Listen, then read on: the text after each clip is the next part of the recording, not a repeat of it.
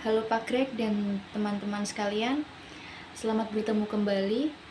Pada kesempatan ini saya ingin membahas mengenai beberapa materi, yaitu tentang hermeneutika, kemudian ada cinta dari perspektif filsafat, dan juga cinta secara epistemologi. Hermeneutika yaitu kemampuan manusia untuk menafsirkan. Jadi ada dua kemampuan supaya manusia itu bisa menafsirkan. Yang pertama, kemampuan manusia untuk berpikir dan kemampuan manusia berbahasa. Dalam hermeneutika ada tiga hal yang saling berkaitan. Ada sesuatu yang ditafsirkan, ada yang mengarang atau menangkap, dan ada yang membaca. Jadi pembaca ini mencoba memahami pengarang tersebut. Dengan belajar hermeneutika ini, kita belajar supaya kita dapat lebih baik untuk memahami dan untuk menjelaskan. Di sini kemudian saya akan membahas tentang cinta dari perspektif filsafat. Itu bukan hanya perasaan yang tertuang dalam karya-karya seni. Ada salah satu tokoh berpendapat bahwa cinta yang nyata itu punya dua sisi, menyakitkan sekaligus menyembuhkan atau membahagiakan sekaligus membuat menerima. Cinta secara ontologi yaitu ontologi materialisme. Cinta itu nyata sejauh bisa diwujudkan dalam materi. Sedangkan cinta secara ontologi idealisme yaitu hal nyata melebihi materi. Jadi cinta itu tidak cukup hanya dengan materi, tetapi ada kesadaran dalam dua pihak. Saya mengambil pendapat dari salah satu tokoh, yaitu Sig Rubin. Ia berpendapat bahwa cinta adalah suatu sikap yang ditujukan pada seseorang terhadap orang lain dan dinilai sebagai sesuatu yang istimewa, memengaruhi cara berpikir, merasa, dan bertingkah laku. Jadi, untuk mendefinisikan cinta itu nyata atau tidak nyata, menurut saya itu berdasarkan dari orang yang merasakannya, berdasarkan dari pengalaman pribadinya.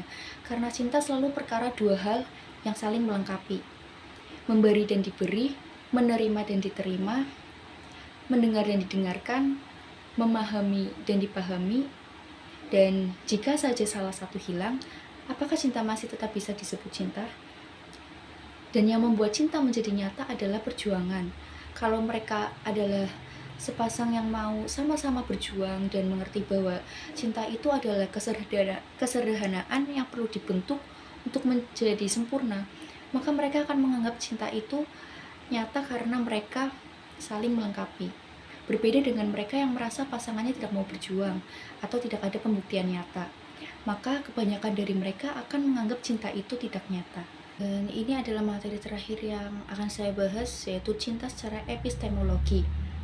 Disebutkan hal-hal yang menghalangi manusia untuk mencintai, yaitu seperti ketidakjujuran, tidak mau mengampuni, dan rasa kebencian. Ada menurut Pope Benedict bahwa cinta memiliki 3 level, eros, philia, dan agape, yang masing-masing memiliki dimensinya yang berbeda. Cinta dari Jainism ada 3 macam cinta, yaitu cinta akan tubuh, cinta akan materi objek, dan cinta akan kesadaran masa lalu. Dan itu semua menguntungkan atau membuat semakin egois manusia karena hanya peduli pada kesenangan pribadi atau posesif. Sebaliknya, juga ada cinta yang sejati yang memerlukan sebuah proses. Bagaimana manusia berproses untuk mencintai? Menurut saya ketika mereka memiliki ketertarikan atau rasa suka terhadap suatu hal, yang dimana pasti hal tersebut masih ada kekurangan, dan mereka mau menerima segala kekurangannya itu atau membiasakan diri untuk bisa tetap bersama. Itu adalah proses mencintai. Definisi mencintai adalah tahapan rasa itu sendiri, dan faktor yang mendukung manusia untuk mencintai secara tulus ketika manusia berpikir kalau pilihannya itu adalah tepat.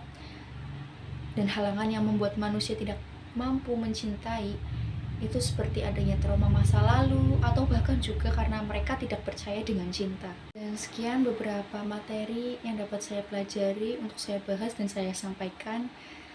Terima kasih dan sampai jumpa.